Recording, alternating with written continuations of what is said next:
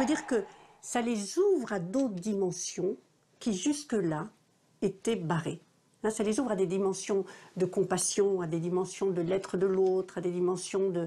on parlait tout à l'heure d'amour avec un grand A. Cette extension du champ de conscience laisse en eux une certaine ouverture de ce qu'on appelle la faculté psy, c'est-à-dire la capacité de percevoir, au-delà des sens habituels, des événements, des événements qui ont lieu dans le même temps ou qui auront lieu dans un temps ultérieur.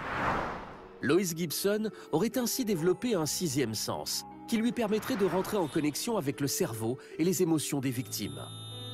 Pour les scientifiques, cette faculté incroyable du cerveau a un nom: la télépathie.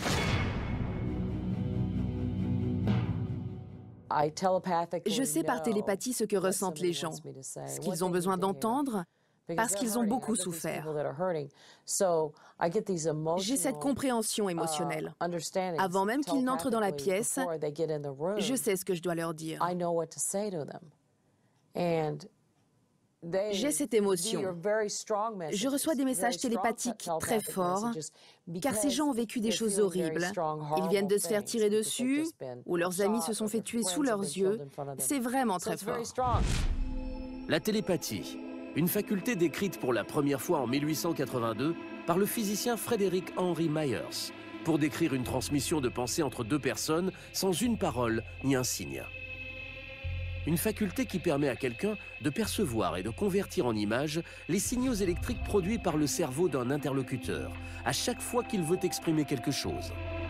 Un télépathe, c'est celui qui peut, en dehors des sens habituels, percevoir ce qui se passe dans la tête ou dans la psyché de l'autre et avoir même la possibilité de ressentir le ressenti de l'autre.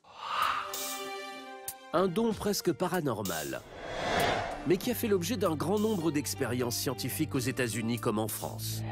Cela a été démontré, bien qu'après il y ait eu des cabales, bien sûr, il y a toujours des gens contre, mais en fait, on sait très bien, quand on s'intéresse à ces sujets-là, il y a la masse de travaux qui ont été faits, que la télépathie existe, qu'on peut très bien transmettre à quelqu'un et qu'il y a eu des transmissions d'informations simples qui ont été analysées et qui ont donné des résultats statistiques signifiants, voire très signifiants.